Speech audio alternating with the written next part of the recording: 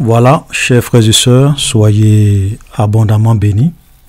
Aujourd'hui, nous sommes donc dans la suite de nos deux vidéos précédentes, la vidéo numéro 207 et la vidéo numéro 208, où nous avons vraiment beaucoup insisté sur le déséquilibre spirituel. Nous avons vraiment expliqué l'importance en tant que des enfants de Dieu d'être vraiment équilibrés dans tout ce que nous faisons, dans tout ce que nous disons. Ça, c'est vraiment très important. Malheureusement, aujourd'hui, dans beaucoup de milieux chrétiens, les gens sont très souvent déséquilibrés. Ils voient le diable partout. Et ce qui est vraiment difficile, c'est que ces gens-là, ces types de chrétiens, il est vraiment très difficile, souvent de leur raisonner, de leur faire comprendre la vérité. Parce qu'ils croient dur comme fer, que ce sont eux qui sont dans la vérité et que les autres ont tort. Voilà. Donc quand tu viens dire que le football n'est pas diabolique, ça dépend. Voilà, ça dépend des circonstances, ça dépend, voilà, des endroits. Ils ne veulent pas comprendre. Pour eux, il faut venir forcément dire que le football est diabolique, les parfums sont diaboliques, les pantalons sont diaboliques, tout est diabolique. Voilà, ne touche pas, ne goûte pas, ne prends pas. Et comme Paul le dit, ce sont des préceptes qui par abus deviennent pernicieuses. Donc il faut faire vraiment beaucoup attention aujourd'hui à toutes ces choses-là. Et il y a vraiment un évangile un peu que les gens véhiculent, que moi je qualifie d'un évangile de la peur. Voilà, un évangile de la peur, avec des visions de l'enfer. Voilà, des gens qui ont vu à l'enfer, des témoignages des ex-satanistes, plein de choses. Et souvent, tout ça, c'est pour maintenir les gens dans la peur. Voilà, la peur. Vous savez, Dieu, notre Dieu n'est pas un Dieu qui veut contrôler les gens, qui veut maintenir les gens par la peur. Donc nous devrons faire vraiment beaucoup attention. Il faut prêcher la vérité aux gens. Il faut être équilibré quand on prêche la vérité. Et il faut prêcher ce qui est correct et conforme à la parole de Dieu. Pour ne pas s'aimer le doute et la confusion. Pour ne pas asservir les gens. Donc, on a beaucoup insisté là-dessus. C'était vraiment important. Et souvent, ça me fait un peu rire quand j'ai vu que il y a certaines personnes, parce que on a dit que le football n'est pas diabolique. Il y a des gens qui ont quitté le groupe WhatsApp. Voilà. Il y a d'autres même avec qui j'ai eu un échanger après en aparté. Mais c'est malheureux. Vous savez, moi je dis toujours aux gens, je ne suis pas là pour prêcher ce que les gens ont envie d'entendre. Et mon message ne sera jamais influencé par l'opinion des gens. Non. Voilà. Un serviteur de Dieu, ce n'est pas celui qui cherche à plaire aux gens. Paul dit que si je voulais plaire aux gens, je n'allais pas être prédicateur de l'évangile. Voilà. Donc tous les véritables hommes de Dieu ont toujours été combattus. Jésus lui-même, on l'a traité de Belzébul. On disait qu'il enseignait le faux. Les docteurs, les pharisiens de son temps l'ont combattu. Et comme je l'ai dit une fois, je l'ai dit, quand vous regardez la vie de Jésus, vous allez voir que ceux qui ont le plus combattu Jésus, ce n'est pas les païens. Ceux qui ont le plus combattu Jésus, ce n'est pas les Romains. Ceux qui ont le plus combattu Jésus, ce sont les pharisiens, les docteurs, les scribes de son temps. C'est-à-dire les religieux, les responsables religieux de son temps. Ce sont eux qui ont plus combattu Jésus. Et ça, souvent, c'est l'expérience de tout grand serviteur de Dieu.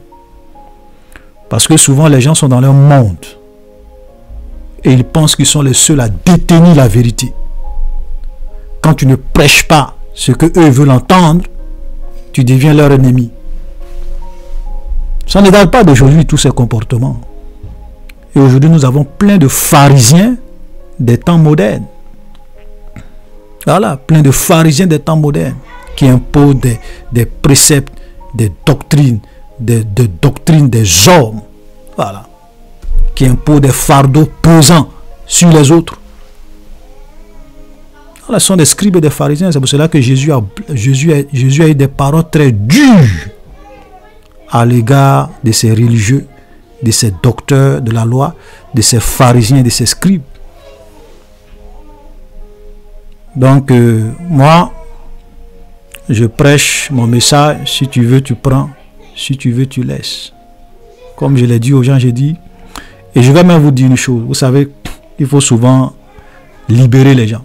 Tu sais, moi, si un frère vient, un frère en Christ, peut-être qu'il avait l'habitude de me suivre, et puis arrivé un moment, il juge que ce que je prêche n'est pas bien, ou bien il a même de bonnes raisons de penser que je prêche du faux, et qu'il se désabonne de ma chaîne et qu'il va écouter un autre homme de Dieu, et que c'est un vrai chrétien, quelqu'un qui craint Dieu, qui aime le Seigneur, qui marche dans la sainteté, dans la pureté, qui obéit, qui fait la volonté de Dieu, mais parce que selon lui, moi je suis faux, et souvent peut-être qu'il a de bonnes raisons de croire, même s'il a tort, que je suis un faux homme de Dieu. S'il meurt, il va aller au paradis. Dieu ne va jamais envoyer quelqu'un à l'enfer parce que tu as refusé d'écouter un homme de Dieu que toi tu pensais dans le faux. Jamais. Donc, chers frères et sœurs, sentez-vous libre d'écouter qui vous voulez. Même moi-même, si tu penses que je suis un faux, tu te désabonnes de ma chair. Dieu ne va pas t'envoyer à l'enfer pour ça. Voilà. Peut-être que si tu refuses d'écouter la vérité, là c'est autre chose. Si tu refuses de rejeter la vérité, là c'est autre chose. Voilà. Ne devenons pas, la Bible dit que nous sommes appelés à la liberté. Ne devenons pas esclaves des hommes. Ne devenons pas esclaves. Tout ce que je dis, frère, analysez attentivement ce que je dis. Le jour que tu penses que je suis en train de dévier, tu me zappes, puis te désabonnes de ma chaîne. Dieu ne va pas te punir pour ça. Voilà. Soyons libres. Soyons libres. Notre allégeance, notre fidélité doit être à Jésus-Christ seul. Pas un bishop, pas un prophète, pas à un révérend. Non. Seul Jésus est mort pour nous à la croix. Ce n'est pas un homme qui est mort pour nous. Je suis souvent étonné quand je vois des gens qui veulent venir faire des débats sur des hommes de Dieu. Non, pourquoi tu dis tel homme de Dieu est faux? Non, pourquoi tu dis tel homme de Dieu est faux? Non, lui là c'est un vrai homme de Dieu. Et les gens font des débats inutiles. Au lieu de parler des hommes, prêche la vérité. Prêche la parole. Voilà. Parce que même l'homme de Dieu que tu défends, tu dis c'est un vrai homme de Dieu là. Est-ce que tu le connais? Tu sais où il dort? Quand vous regardez les hommes de Dieu, même quand tu vas dans l'église d'un homme de Dieu, peut-être si tu connais trop de sa vie, c'est 10%. Trop. Si tu le connais trop, c'est 10%. Voilà. Comment tu peux te baser sur 10% de la vie de quelqu'un pour vouloir le défendre à tout bout de champ? C'est pas sage. Défendons Jésus. Accrochons-nous à Jésus. Craignons Jésus. Et ne nous battons jamais pour des hommes. Ne soyons jamais fanatiques des hommes. Ça c'est très important. Alléluia. Voilà, donc aujourd'hui nous sommes dans le chapitre 9. Excusez-moi, c'était vraiment une petite parenthèse. C'est vraiment important souvent d'expliquer un certain nombre de choses pour que les gens puissent comprendre. Donc aujourd'hui nous sommes dans le chapitre 9 de l'évangile de Jean. Et la dernière fois, on s'était arrêté sur le verset 3. Donc aujourd'hui nous allons continuer avec le verset 4. Et Jésus va leur dire, parce que Jésus, après leur avoir dit que ce monsieur, parce qu'on est en train de voir l'histoire d'un aveugle, de quelqu'un qui était né aveugle, et les disciples de Jésus vont lui demander, mais Seigneur, est-ce que ce monsieur est né aveugle parce que il a péché ou bien parce que ses parents ont péché? Jésus a dit non, il est aveugle de façon naturelle, c'est pas dû à un péché. Et là nous avons vu que tout dans la vie n'est pas forcément dû à un péché. Tout dans la vie n'est pas forcément l'œuvre du diable. Donc on peut être malade de façon naturelle, on peut être infirme de façon naturelle. Ok? Donc après cela, il va leur dire, il faut que je fasse, tandis qu'il est jour, les œuvres de celui qui m'a envoyé. La nuit vient où personne ne peut travailler. Pendant que je suis dans le monde, je suis la lumière du monde. Alléluia. Ça, c'est vraiment une vérité aussi très fondamentale. Jésus a dit, il faut que je fasse, pendant qu'il fait jour, l'œuvre de celui qui m'a envoyé. La nuit vient où personne ne peut travailler. Ça, c'est vraiment une vérité fondamentale que nous avons besoin vraiment de comprendre. C'est que chaque chose a un temps. Et comme Ecclésiaste pouvait le dire, il y a un temps pour vivre, il y a un temps pour mourir, il y a un temps pour faire la guerre, il y a un temps pour faire la paix. Donc il y a un temps pour toutes choses. Et quand nous venons dans ce monde, Dieu nous donne un temps pour vivre. Et pendant ce temps de vivre, Dieu nous permet, pendant notre parcours, de le rencontrer, d'être sauvés. Et une fois que nous sommes sauvés, nous avons également devant nous un temps pour servir Dieu. Après ce temps-là, c'est fini. Jésus avait un temps, environ 3 ans et demi. C'était le temps que Dieu lui avait fixé. Son Père lui avait fixé pour faire son œuvre dans ce monde. C'est pour cela qu'il dit, il faut que je fasse l'œuvre de mon Père pendant qu'il fait jour. Parce que la nuit vient où personne ne peut travailler. Et après ces 3 ans et demi, quand Jésus a fini, qu'il est mort à la croix, il a dit, tout est accompli, son temps était fini. L'œuvre à laquelle Dieu l'avait appelé, il avait fini de l'accomplir. Frères et sœurs, c'est une réalité que nous avons besoin vraiment de garder dans notre tête, dans notre cœur. C'est que Dieu nous donne un temps pour le servir. C'est pour cela que nous devons apprendre en tant que des chrétiens à racheter le temps, à travailler dans le temps, à servir Dieu de tout notre cœur, de toute notre âme, de toute notre force, pendant que nous avons le temps devant nous. Nous devons servir Dieu. Peut-être que le Seigneur t'a appelé à l'évangélisation, évangélise. Peut-être que le Seigneur t'a appelé à la prédication de ta parole, prêche sa parole. Peut-être que Dieu t'a appelé à rendre visite aux prisonniers, aux orphelins, pour les exhorter, pour les fortifier, fais l'œuvre de Dieu. Peut-être que Dieu t'a appelé à vraiment consoler ceux qui sont dans les problèmes. Vous avez des gens qui ont vraiment des ministères d'exhortation. Ils peuvent aller dans des familles, aller rendre visite à des frères, des sœurs qui sont abattus. Et par leur message, ils arrivent vraiment à relever tous ces hommes qui avaient l'esprit abattu. C'est un don que Dieu leur a donné. C'est ce à quoi Dieu leur a appelé. Vous avez des gens, ceux à quoi Dieu les a appelés, c'est vraiment de prier, et une vie de prière. Ils doivent se consacrer à la prière. Et souvent par leur prière, des âmes sont touchées, des quartiers sont bouleversés. Les œuvres du diable dans leur quartier, dans leur ville, dans leur nation sont déstabilisées, sont détruites par leur vie de prière, par leur vie d'intercession, par leur vie de jeûne. Amen. C'est pas tout le monde que Dieu a appelé forcément à aller dans la rue. Il y a des gens que Dieu les a appelés à fléchir les genoux. Ils ont une vie de prière extraordinaire. Et par cette vie de prière, ils bouleversent les œuvres des ténèbres. Frère, chacun doit réaliser ce à quoi Dieu l'a appelé. Forcément, chacun a une mission. Malheureusement, aujourd'hui, c'est triste de le dire. Souvent, les chrétiens ne savent pas ce à quoi Dieu les a appelés. Vous allez souvent même sur leur profil Facebook. Ce sont des vidéos de buzz. Ce sont des vidéos de stars. Même poster des choses à la gloire de Dieu. Poster des vidéos d'évangélisation. Non. Partager des enseignements pour édifier les gens. Non. Vous allez sur leur page profil, c'est leur propre image qui est là. Ils sont là, ils se glorifient. Jésus a dit, l'heure vient où personne ne pourra travailler. Nous sommes, même le monde dans lequel nous sommes, les temps vont arriver où même prêcher l'évangile, faire l'œuvre de Dieu, ça ne sera pas évident. Pendant que nous avons la liberté, pendant que nous avons le temps, servons le Seigneur. Alléluia. Et il a dit, je suis également la lumière du monde. Voilà notre vérité. Et Jésus même nous dit également, lorsque nous lisons Matthieu chapitre 5, le verset 14, il dit, vous êtes la lumière du monde. Une ville située sur une montagne ne peut être cachée. Et on n'allume pas une lampe pour la mettre sous le boiseau, mais on le met sur le chandelier et elle éclaire tous ceux qui sont dans la maison. Verset 16. Que votre lumière luise ainsi devant les hommes, afin qu'ils voient vos bonnes œuvres et qu'ils glorifient votre Père qui est dans les cieux. Alléluia.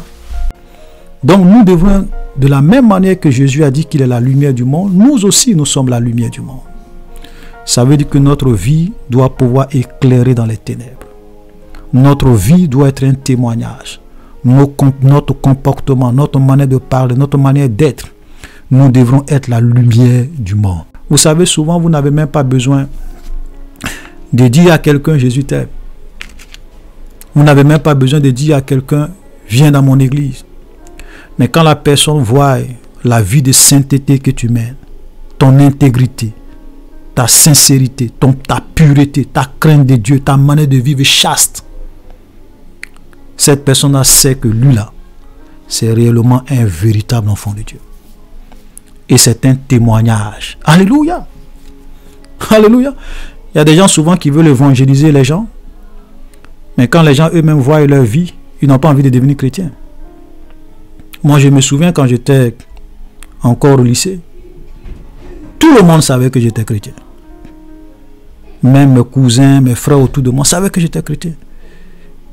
Et souvent, ils se moquaient de moi parce que moi, je n'étais pas dans les histoires de copains, copines. Je ne vivais pas une vie de débauche. Je craignais Dieu, je me sanctifiais. J'allais à l'église. Et souvent, ils se moquaient de moi. Ok, oui, toi, tu connais rien, tu ne cherches pas femme, tu sais cela. Ils se moquaient de moi. Mais un jour, il y a un qui est venu me voir. Et il m'a dit ceci, il m'a dit franchement, la vie que tu mènes, j'aimerais moi aussi vivre cette vie. Mais je n'arrive pas. Alléluia. Parce que quand il voyait ma vie, c'était un témoignage, c'était un message pour lui. Sans même que j'ouvre la bouche, il était frappé par ma vie. Même si souvent, quand ils étaient en groupe, ils faisaient semblant de se moquer de moi. Frère, voilà la lumière du monde. Dans un monde de ténèbres, ta vie doit être une lumière. Dans un quartier où il y a la débauche, où il y a la fornication, la pornographie, la distraction, toi, ta vie doit être un message pour ceux qui t'entourent. Voilà un enfant de Dieu. Je vous assure que quand on va arriver au jour du jugement, il y a des gens que les païens vont les accuser. Oui. Il y a des païens qui vont se lever peut-être au jour du jugement pour dire à Dieu, Seigneur, si je ne suis pas devenu chrétien ou chrétienne, c'est à cause de cette sœur, c'est à cause de ce jeune homme, parce que dans mon quartier, il allait à l'église, mais voilà la vie qu'il menait, voilà comme il était, voilà comme il agissait. Et quand je voyais ça, je disais, mais si ce monsieur se dit chrétien, c'est que moi, c'est pas la peine que j'aille à l'église. Et beaucoup risquent d'être surpris au jour du jugement. Frères, c'est pour cela que je vous en prie, soyons la lumière du monde. Que notre vie soit un témoignage pour les gens du monde. Qu'il n'ait rien à dire sur notre vie. Et qu'au contraire, quand ils voient la manière, quand ils nous regardent, et qu'ils regardent la manière dont eux-mêmes ils vivent, que ça soit un message de Dieu pour eux, même si on n'ouvre pas la bouche. Alléluia. Voilà, donc c'est très important. Ensuite, au verset 6, après avoir dit cela, il cracha à terre et fit de la boue avec sa salive, puis il appliqua cette boue sur les yeux de l'aveugle. Et il lui dit, va et lave-toi au réservoir de Siloé. Il y alla, se lava et s'en retourna voyant clair.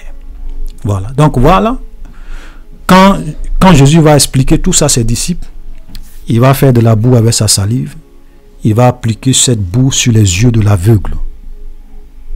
Et il va dire à l'aveugle, va te laver au réservoir de Siloé. Et quand l'aveugle va partir, il va se laver, il va voir clair, il va être guéri. Quelqu'un qui est né aveugle, de façon instantanée, quand il va se laver les yeux, il va être guéri instantanément. Extraordinaire. Vous voyez, quand vous regardez les miracles de guérison de Jésus, quand vous regardez les miracles de guérison de Jésus, et même des disciples de Jésus, où ils utilisaient où Jésus utilisait la boue, ou même les disciples même utilisaient de l'huile qu'ils mettaient sur les gens. C'était des miracles instantanés. Amen. C'était pas des miracles où on disait aux gens, non, venez payer des bouteilles d'huile, venez payer des bouteilles d'eau, ou bien Jésus mettait des crachats dans des bouteilles pour venir vendre aux gens. Jamais. C'était pas ça. C'est pas ce que nous voyons aujourd'hui dans beaucoup d'églises, non. Ce qui se passe dans beaucoup d'églises aujourd'hui, c'est du commerce. Des gens qui vendent des prières. Vous avez des pasteurs même où, avant de venir les rencontrer, il y a les tarifs. Pour qu'il prie pour toi, tu dois payer. Voilà, il ne va pas te dire paye, mais on te dit non, tu dois faire un don. Le don du prophète. C'est du commerce. Voilà ce qui se passe aujourd'hui dans les églises. Quand vous regardez toute la Bible, vous n'allez jamais voir une seule référence. Ni Jésus ou ses disciples ont demandé de l'argent à quelqu'un pour prier pour cette personne. Ont vendu de l'huile, ont vendu de l'eau, ou bien ont donné une potion à quelqu'un pour lui dire va avec ça à la maison et puis bon tu mets ça sur toi, tu seras... Non, c'était des choses, des guérisons instantanées. Voilà. Jésus n'a jamais vendu de l'huile. Jésus n'a jamais vendu de l'eau. Jésus n'a jamais vendu son crachat. Et souvent les gens veulent comparer ça. Ce que les gens font. Ils disent oui, Jésus aussi a fait ça. Il a posé des actes prophétiques. Il a fait la boue. Et je l'ai dit, quand vous êtes en train de lire la Bible, lisez la Bible doucement et comparez ce qui est comparable. Ce que vous appelez les actes prophétiques de Jésus, quand Jésus posait ses actions, c'était des guérisons instantanées. Ce n'était pas des rituels. Jésus ne disait pas aux gens, faut prendre ça, va à la maison, faut te pommader avec, faut mettre ça sur toi, le lendemain tu seras guéri. Non. C'était des guérisons instantanées. Des prodiges instantanés. Il ne les vendait pas. Il ne demandait pas l'argent à quelqu'un. Voilà. Ça vous surprend de voir que Jésus n'a jamais demandé l'argent à quelqu'un dans toute la Bible? Ouais. Dans ses croisades, Jésus n'a jamais demandé l'argent à quelqu'un. Tout était gratuit. La puissance que Dieu lui a donnée, il n'a jamais utilisé cette puissance pour s'enrichir. Quand les gens eux-mêmes étaient vraiment touchés, ils donnaient de tout leur cœur. Jésus ne demandait pas, mais c'est eux-mêmes qui venaient donner de façon libre, avec joie, avec amour. Voilà comment Jésus fonctionnait. C'est différent de tout ce que nous voyons aujourd'hui. Alléluia. Nous faisons beaucoup attention.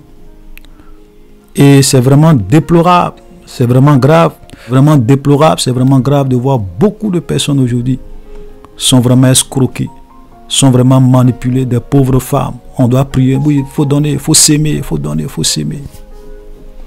Jésus n'était pas comme ça. Voilà, au contraire, même souvent quand les gens venaient dans les croisades d'évangélisation de Jésus, c'est Jésus même qui les nourrissait.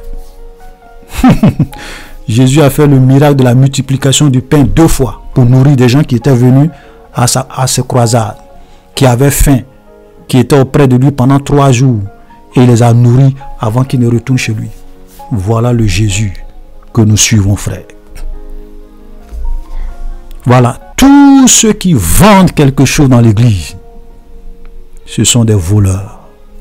Ceux qui vendent de l'eau, ceux qui vendent de l'huile, ceux qui vendent des prières, ceux qui vendent des miracles, ce sont des voleurs. Jésus est rentré dans le temple. Il a dit, ma maison sera appelée une maison de prière, mais vous en avez fait une caverne de voleurs. Et il les a chassés. Je vous assure que si Jésus devrait venir aujourd'hui, il va chasser beaucoup de ces soi-disant prophètes, bishops. Voilà. Il va les chasser. Parce qu'ils ne sont pas dignes. Voilà, nous allons continuer, nous allons descendre directement au verset 13. Donc, quand le monsieur a été guéri, on dit, ils amenaient vers les pharisiens celui qui avait été aveugle. Vous pourrez lire la suite. Voilà. Or, c'était un jour de sabbat que Jésus avait fait de la boue et lui avait ouvert les yeux. De nouveau, les pharisiens aussi lui demandaient comment il avait recouvré la vue et il dit, il a appliqué de la boue sous mes yeux, je me suis allé et je vois. Alléluia. Voilà. Sur quoi quelques-uns des pharisiens disent, cet homme ne vient pas de Dieu, car il n'observe pas le sabbat. D'autres disent, comment un homme pécheur peut-il faire de tels miracles? Voilà. Donc, vous voyez, Jésus souvent, il faisait les miracles les jours du sabbat pour choquer ces pharisiens, ces scribes, ces docteurs de la loi hypocrites. Voilà. Parce que ils avaient fait du sabbat des préceptes, des doctrines, des règles d'hommes. Ok, en plus du sabbat que Dieu avait établi, Dieu avait donné à Moïse, eux-mêmes, ils avaient créé plusieurs règles, d'autres règles qui n'avaient rien à voir avec le sabbat. Voilà, tel que Dieu l'avait révélé à Moïse. Même quand tu guéris quelqu'un le jour du sabbat, ils sont choqués. Ils disent que tu as violé le sabbat. Et ils étaient d'autant plus hypocrites, c'est que eux-mêmes, le jour du sabbat, ils font la circoncision. Eux-mêmes, le jour du sabbat, quand leur brebis tombe dans un trou, ils descendent pour retirer leur brebis. Mais ils s'étaient choqués du fait que quelqu'un a été guéri le jour du sabbat. C'est pour cela que souvent Jésus leur disait, est-il permis de faire du bien ou de faire du mal le jour du sabbat? Et ils ne pouvaient pas répondre. Voilà. Et Jésus, pour les choquer, il faisait des miracles le jour du sabbat pour leur faire comprendre que même le jour du sabbat, il est permis de faire des guérisons. Alléluia, parce que le sabbat a été fait pour l'homme et non l'homme pour le sabbat. Frères et sœurs, aujourd'hui, vous avez dans l'église beaucoup de pharisiens. Les pharisiens des temps modernes. Les scribes des temps modernes. Des pharisiens. Ce sont des gens qui sont là, en train d'imposer des règles, en train d'imposer des préceptes, en train d'imposer des doctrines d'hommes sur leurs semblables. Voilà. Et dans la vidéo présente, j'en ai parlé un peu. Football diabolique. Anniversaire diabolique. Parfum diabolique. Même Jésus, on a mis parfum sur Jésus. Mais eux vont dire parfum diabolique. C'est-à-dire que plein de règles qui n'ont rien à voir avec la sainte doctrine. Voilà les scribes et les pharisiens des temps modernes. Frère, il faut faire beaucoup attention. Et comme je l'ai dit, la Bible dit que nous avons été appelés à la liberté. Ne devenons pas esclaves des hommes. C'est vrai, nous devons craindre Dieu, nous devons marcher dans la sainteté. Mais n'allons pas au-delà de ce qui n'est pas écrit. Voilà. N'ajoutons pas, ne retranchons pas. Voilà. Donc il faut vraiment être sage. Et c'est pour cela que Jésus faisait exprès. Hein. Il pouvait guérir le monsieur un autre jour. Mais pourquoi il le guérissait le jour du sabbat? C'est pour exposer leur hypocrisie. C'est pour exposer leur hypocrisie. Regardez, regardez par exemple le verset 24. Regardez ce qu'ils disent au verset par exemple 24. Le verset 24, les pharisiens appelaient une seconde fois l'homme qui avait été guéri. Et il lui dit, donne gloire à Dieu. Nous savons que cet homme est un pécheur. Vous voyez leur hypocrisie? Comment vous pouvez dire, faut rendre gloire à Dieu, faut dire merci à Dieu parce que tu as été guéri, voilà, tu as été guéri, Dieu a opéré un miracle, mais le monsieur qui a opéré la guérison là, il n'est pas de Dieu, voilà, il n'est pas de Dieu, c'est un pécheur. Comment vous pouvez dire ça? Comment on peut attribuer à Dieu un miracle qui vient du diable? Comment on peut glorifier Dieu pour un miracle qui vient du diable ou bien qui vient d'un pécheur? Dieu, vous savez, Dieu est un Dieu qui est cohérent. Tu peux faire un miracle qui n'est pas de lui. Mais si tu fais un miracle qui vient du diable, Dieu n'acceptera jamais la gloire. Écoutez-moi très bien. Un miracle qui vient du diable, Dieu ne va jamais accepter cette gloire. Un miracle aussi qui vient de Dieu, la gloire doit revenir à Dieu. Donc tu ne peux pas dire que on doit rendre gloire à Dieu pour un miracle qui vient d'un pécheur, qui vient de quelqu'un que Dieu n'approuve pas, qui vient du diable, si je peux m'exprimer ainsi. Non, ça c'est une hypocrisie, une incohérence. Voilà. Donc nous devrons faire beaucoup attention, chers frères et sœurs. Malheureusement, aujourd'hui, dans certaines églises, ou bien dans certains milieux, les gens rendent gloire à Dieu pour des miracles qui viennent du diable. Dieu n'accepte pas cette gloire. Voilà. Et c'est ce que les pharisiens voulaient faire. Ils disent, ah oui, oui, rends gloire à Dieu, tu as été guéri, mais nous savons que non, ça ne marche pas. Ça n'a pas de sens. Ou vous dites que ce monsieur est de Dieu. Le miracle qu'il a opéré vient de Dieu, et en ce moment-là, Dieu reçoit la gloire, ou bien vous dites que le miracle qu'il a opéré vient du diable, et en ce moment-là, la gloire revient au diable, et non à Dieu, ou bien à la personne elle-même, mais pas à Dieu. Voilà. Chers frères et sœurs, nous devons reconnaître que tout ce qui est fait par Dieu, la gloire doit toujours revenir à Dieu. Et cela nous amène à comprendre pourquoi aujourd'hui, tous ces faux prophètes qui font des miracles dans les églises, souvent la gloire leur revient. La gloire ne revient pas à Dieu parce que ce n'est pas des miracles qui viennent de Dieu. Vous avez des églises où toute l'attention, je l'ai déjà dit plusieurs fois, est toute la gloire, toute l'honneur, toute l'appréciation est donnée à l'homme de Dieu. Est-ce que je peux prophétiser? Prophétise, homme de Dieu. Can I prophesy? Prophesy, man of God. Du one-man show. Des églises que j'appelle des églises de tohu-bohu. Des églises de spectacle. Où tout est fait pour que la gloire revienne à un individu qui vient faire son show, qui rentre chez lui. Ça, ce n'est pas des prodiges qui viennent de Dieu. Ça, ce n'est pas des miracles qui viennent de Dieu. Parce qu'un miracle qui vient de Dieu, la gloire est donnée à Dieu et non à un homme. Alléluia. Beaucoup de chrétiens, malheureusement, n'arrivent pas aujourd'hui à discerner ce qui est de Dieu et ce qui est du diable. Vous savez, il y a trois choses. Je l'ai déjà expliqué dans une vidéo. Je vais répéter ça un peu rapidement. Il y a trois critères pour reconnaître un faux homme de Dieu. Amen. Souvent, beaucoup de chrétiens pensent que parce que un homme de Dieu fait un miracle, il vient de Dieu. C'est faux. Je vais simplement avant de voir les trois critères rapidement, je vais vous montrer l'exemple de Moïse avec les magiciens de l'Égypte. On va prendre quelques exemples.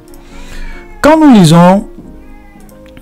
lisons Exode chapitre 7, à partir du verset 1, si Pharaon vous parle et vous dit, faites un miracle, tu diras à Pharaon, à Aaron, prends ta verge et jette-la devant Pharaon et elle deviendra un serpent. Moïse et Aaron allaient auprès de Pharaon et il fit ce que l'Éternel avait ordonné. Aaron jeta sa verge devant Pharaon et devant ses serviteurs et elle devint un serpent. Donc voilà Moïse qui va devant Pharaon. Et c'était un miracle, un prodige que Dieu avait demandé à Moïse et à Aaron d'accomplir devant Pharaon. Et quand ils vont partir, ils vont prendre leur verge, ils vont jeter. Et cette verge-là va effectivement redevenir un serpent. Mais regardez le verset qui suit. Regardez, verset 11. Mais Pharaon appela ses sages et des enchanteurs et les magiciens d'Égypte. Eux aussi en firent autant par leur enchantement. Vous comprenez? Moïse a jeté son bâton, c'est devenu serpent. Pharaon a appelé ses magiciens, ses enchanteurs, ses sorciers, ses mystiques. Ils sont venus, ils ont aussi jeté leur bâton et leurs bâtons se sont transformés en serpents. Vous comprenez ça? Regardez même le verset 22 du même chapitre 7. Et là, on vous dit que Dieu va dire à Moïse de frapper les fleuves de l'Égypte pour que ces fleuves-là deviennent du sang. Et Moïse va frapper les fleuves de l'Égypte. Les fleuves de l'Égypte vont devenir du sang. Mais regardez le verset 22. On dit, mais les magiciens d'Égypte en firent autant par leur enchantement. Le cœur de Pharaon s'endurcit. Il n'écouta point Moïse et Aaron selon ce que l'Éternel avait dit. Vous comprenez? Voilà une preuve pour les gens qui aiment courir après les miracles, après les prodiges. Voilà une preuve. Frère, même le diable fait des miracles. Moïse a jeté son bâton, c'est devenu du serpent. Satan aussi a fait la même chose avec les magiciens de l'Égypte. Moïse a transformé les fleuves en sang. Eux aussi, ils ont fait la même chose par leur enchantement. Pour dire à Moïse, ce que tu fais là, c'est petit. Nous aussi, on a le pouvoir de le faire. Ils ont transformé aussi les fleuves en sang. Extraordinaire. Vous comprenez? C'est pour cela qu'il est très important, ok, de faire beaucoup attention. Tous les miracles, tous les prodiges ne viennent pas de Dieu. Aujourd'hui, nous sommes dans une période où Satan multiplie les prodiges et les miracles mensongers pour séduire et pour tromper les gens. Alléluia. Nous devons faire beaucoup attention. Donc, tous les miracles ne viennent pas de Dieu forcément. Ce n'est pas parce que quelqu'un a fait un miracle que forcément ça veut dire que c'est Dieu, ça c'est la main de Dieu. Non, même le diable fait des miracles. C'est pour cela que ceux qui aiment les miracles et les prodiges, Satan va vous en donner à la fin des temps pour vous séduire. Alléluia. Faisons beaucoup attention. Donc, concernant les 3 critères, le premier critère, c'est que pour reconnaître un vrai prophète, parce qu'aujourd'hui, les gens parlent de prophète. Voilà. Pour reconnaître un vrai prophète, c'est que les prophéties qu'il donne doivent se réaliser. Ça, c'est le premier critère. Et ça, nous trouvons ça dans Deutéronome 18, le verset 21. Peut-être diras-tu dans ton cœur, comment connaîtrons-nous la parole que l'Éternel n'aura point dite, quand ce que dira le prophète n'aura pas lieu et n'arrivera pas? Ce sera une parole que l'Éternel n'aura point dite. C'est par audace que le prophète l'aura dite. N'aie pas peur de lui. Donc voilà le premier critère. Dieu demande aux enfants d'Israël, parce que dans la loi de Dieu, les faux prophètes devraient être mis à mort. Maintenant, Dieu leur pose la question. Peut-être que vous allez dire, mais comment moi je fais pour reconnaître une parole qui n'est pas de Dieu? Et Dieu leur dit, voilà le signe, lorsque ce que le prophète va dire n'arrivera pas et ne s'accomplira pas, c'est que c'est une parole qui ne vient pas de Dieu. Ça, c'est le premier critère. Malheureusement, aujourd'hui, même ce premier critère, les chrétiens ne font pas attention à ça. Vous avez des gens qui viennent donner des prophéties qui ne se réalisent pas, mais les gens continuent à croire en eux. Même aux États-Unis, pendant l'élection présidentielle, il y a plein de soi-disant prophètes qui sont venus dire que Donald Trump allait être président. Dieu va lui donner un deuxième tour, un second tour. Voilà, il va gagner, il va faire un deuxième mandat. Dieu m'a révélé cela clairement. L'Esprit de Dieu m'a dit. Aujourd'hui, ça ne s'est pas réalisé. Les gens continuent à les suivre toujours. Vous savez, souvent, on ne sait pas qu'est-ce que les gens veulent que Dieu leur donne comme signe pour qu'ils croient et qu'ils comprennent que celui-là, c'est un faux. On ne sait pas. Parce que même quand les gens disent des choses qui ne s'accomplissent pas, les gens continuent à les suivre. Ils sont vraiment aveuglés. Et malheureusement, beaucoup de personnes aujourd'hui sont envoûtées. Voilà. Il y a d'autres, même quand ils disent une prophétie qui ne se réalise pas, ils vont vouloir venir se justifier. Non, c'est vrai que j'avais prophétisé, mais dans le monde des ténèbres, les choses ont été bouleversées. Les choses ont été ceci, cela. Le diable, les mystiques ont fait beaucoup de sacrifices. Donc c'est pour cela que la prophétie, c'est pas... Et il y a des gens qui mordent à ce genre de choses. Pourtant, la Bible dit que lorsque le prophète va dire quelque chose qui ne s'accomplit pas, que ça ne vient pas de Dieu. Parce qu'une prophétie, c'est quoi? C'est quelque chose que Dieu a vu dans le futur se réaliser. Parce que Dieu lui voit dans le futur, il voit dans le présent, il connaît le passé. Donc, comment quelque chose que Dieu a vu dans le futur qui s'est réalisé, ces choses-là ne vont pas se réaliser? C'est que Dieu n'a pas parlé. C'est que ce n'est pas Dieu qui a parlé. Voilà. Parce que même souvent, Dieu peut donner des prophéties avec condition. Il va te dire, si tu fais ça, si vous vous repentez, alors je ne vais plus faire ça. Ça, c'est conditionné. Donc, si, par exemple, comme le cas de Ninive, si Ninive ne se repent pas, Ninive sera détruite. Mais Ninive s'est repenti. Donc, Dieu n'a plus détruit Ninive. Donc, Dieu est clair dans son message. Il est clair. Il a dit à son peuple, si tu obéis, voilà la bénédiction qui va te suivre. Mais si tu n'obéis pas, voilà la malédiction qui va te suivre. C'est clair. Mais tu ne peux pas venir donner une prophétie straight away. Une prophétie claire. Et puis, sans condition. Hein. Après, quand ça ne se réalise pas, tu viens dire, ah oui, ça ce sont des justifications à dormir debout. C'est pour vous tromper. Ce n'est pas de Dieu. Deuxième critère. Deuxième critère, c'est que quelqu'un peut venir te dire quelque chose qui se réalise. Et être un faux prophète. Et nous voyons ça dans Deutéronome, chapitre 13. Verset 1. S'il s'élève au milieu de toi un prophète ou un songeur qui t'annonce un signe ou un prodige et qu'il y ait accomplissement du signe ou du prodige dont il t'a parlé en disant « Allons après d'autres dieux, des dieux que tu ne connais point, et servons-les », tu n'écouteras pas les paroles de ce prophète et de ce songeur, car c'est l'Éternel votre Dieu qui vous met à l'épreuve pour savoir si vous aimiez l'Éternel votre Dieu de tout votre cœur et de tout votre âme. Vous comprenez ça? Là, on dit, c'est un prophète, c'est un songeur qui vient, qui te dit quelque chose qui se réalise. Et puis ensuite, il te dit, allons-y commettre le péché. Allons-y faire quelque chose qui est contraire à la volonté de Dieu. Ou qui t'enseigne des choses qui sont contraires à la parole, ou qui te pousse à faire des choses qui sont contraires à ce qui est écrit noir sur blanc dans la parole de Dieu, c'est que c'est un faux prophète. Aujourd'hui, c'est vraiment étonnant de voir des pasteurs ou des soi-disant prophètes qui arrivent à tromper des jeunes filles, qui abusent des jeunes filles et qui cèdent à leur chantage, qui ces faux prophètes-là couchent avec ces filles. Et elles sont là, oui, c'est le prophète.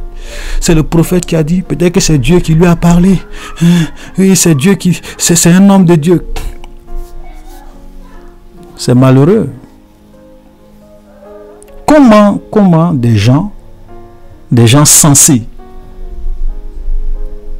un homme de Dieu peut abuser de toi sexuellement. Il entretient des relations sexuelles avec toi. Tu acceptes parce que tu penses que c'est un homme de Dieu. C'est pas un homme de Dieu. C'est un faux. C'est un agent du diable. C'est un manipulateur. C'est pas un serviteur de Dieu. Il meurt. Il va aller à l'enfer. Il n'y a pas de doute là-dessus. Voilà. Ok? Donc un vrai prophète, c'est celui dont l'enseignement est conforme à la parole de Dieu. C'est celui dont n'importe quelle personne qui se dit prophète, même s'il te dit des choses qui s'accomplissent, et ensuite qui vient te dire, il faut aller faire quelque chose que toi-même tu sais que la Bible interdit, tu dois te dire que lui là, c'est un faux. Il n'est pas un homme de Dieu. Clair. Le troisième critère, c'est qu'un prophète doit mener une vie de sainteté. C'est-à-dire qu'il doit porter des fruits dignes de la repentance. Et Jésus l'a dit. Jésus a dit que vous les reconnaîtrez à leurs fruits. Dans Matthieu 7, au verset 15, gardez-vous des faux prophètes.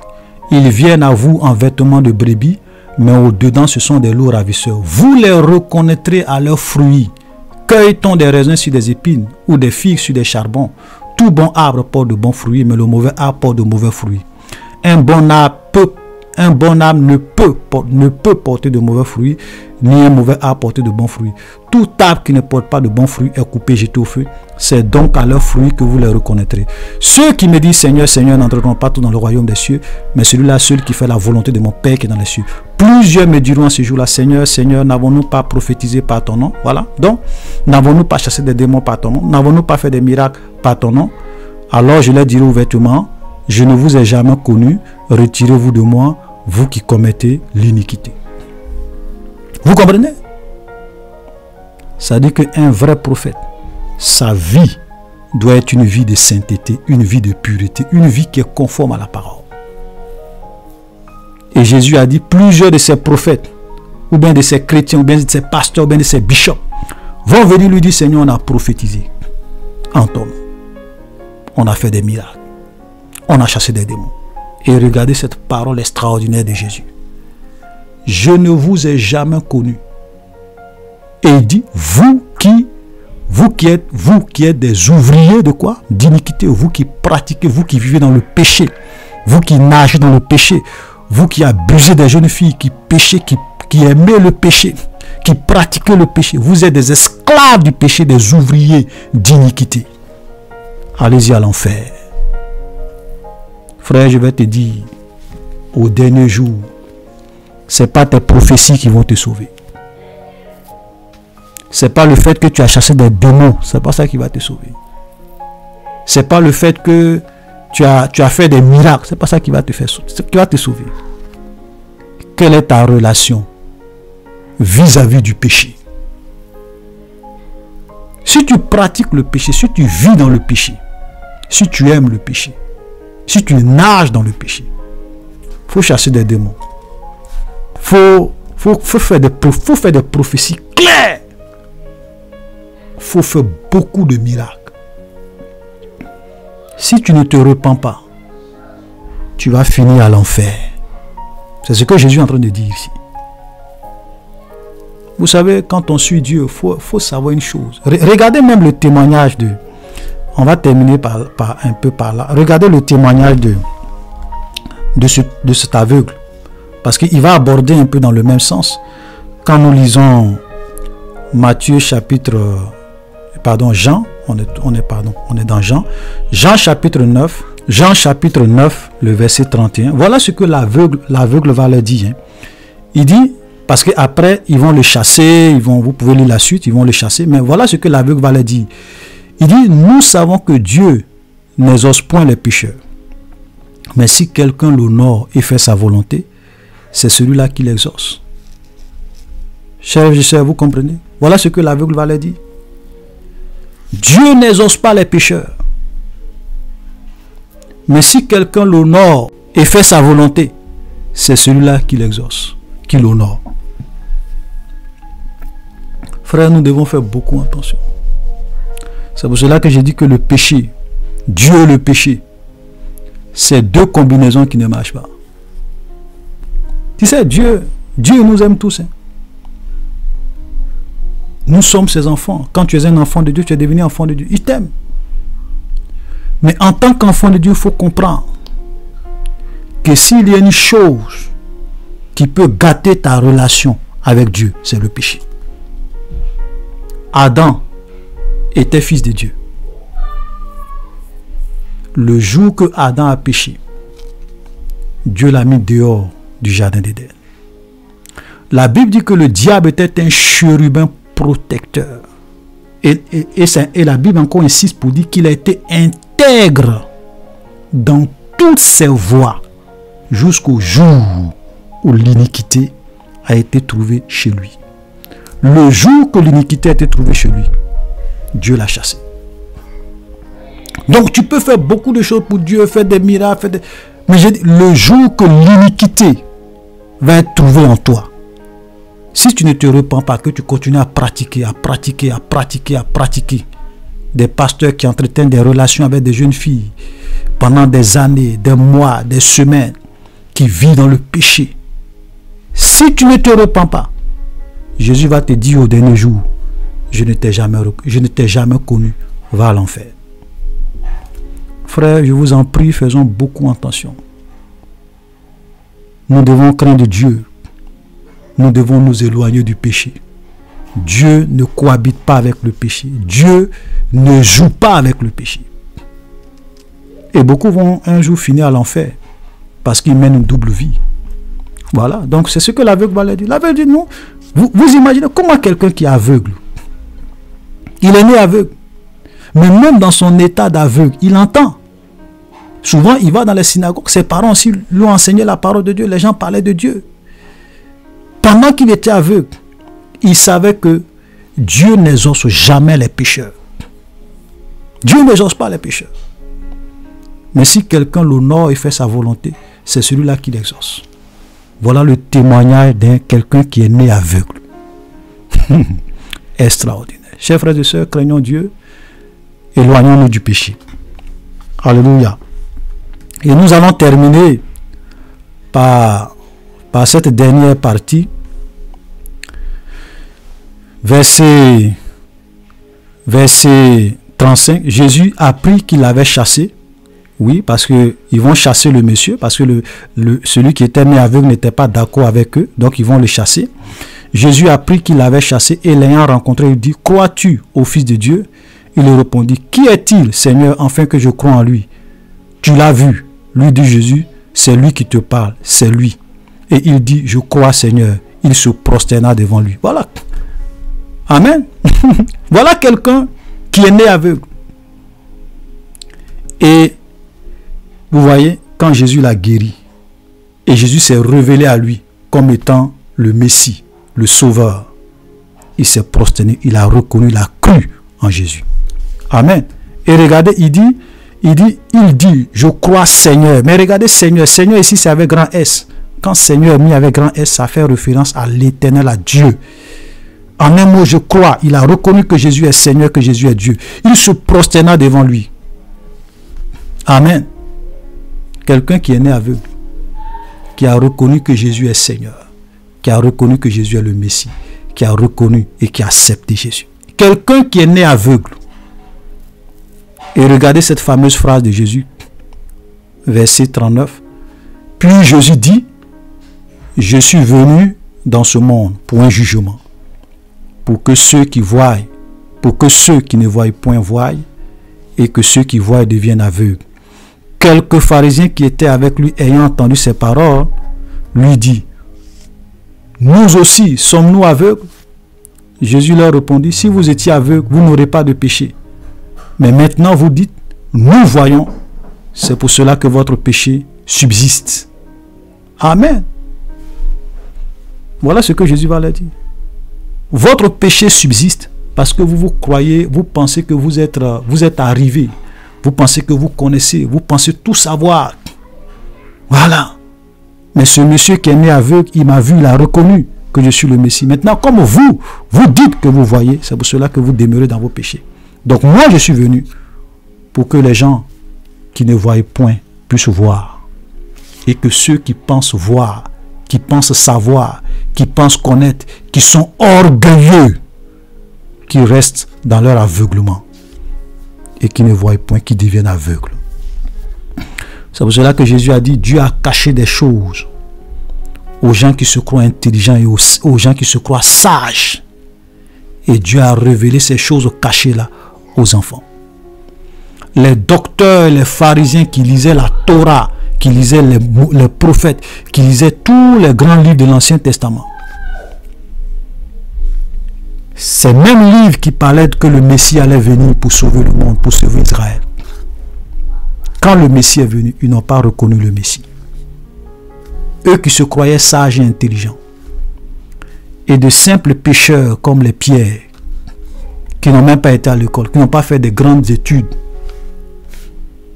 dans la théologie, dans la Torah. Eux, ils ont regardé le Messie. Et par la révélation de Dieu, ils ont dit, Seigneur, tu es le Christ, tu es le Messie.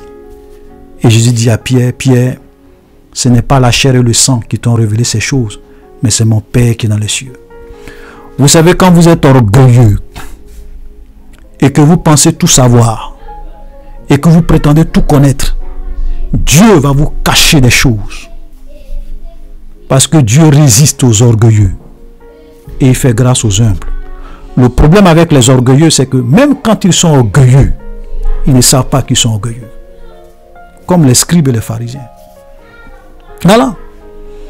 Il y a des gens qui se jouent les experts dans la parole de Dieu. Ils n'écoutent jamais ce qu'on leur dit. Ils ne veulent pas écouter les autres. Eux, ils pensent que c'est ce qu'eux ils croient là qui est la vérité. Les scribes et les pharisiens des temps modernes. Il faut se méfier de ces genres de personnes. C'est pour cela qu'ils lisent la Bible. Ils ne peuvent pas avoir la révélation de ce qui est écrit.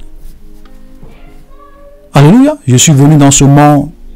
Je vais terminer par cette phrase encore, verset 39. Puis Jésus dit, je suis venu dans ce monde pour un jugement, pour que ceux qui ne voient point voient, et que ceux qui voient deviennent aveugles.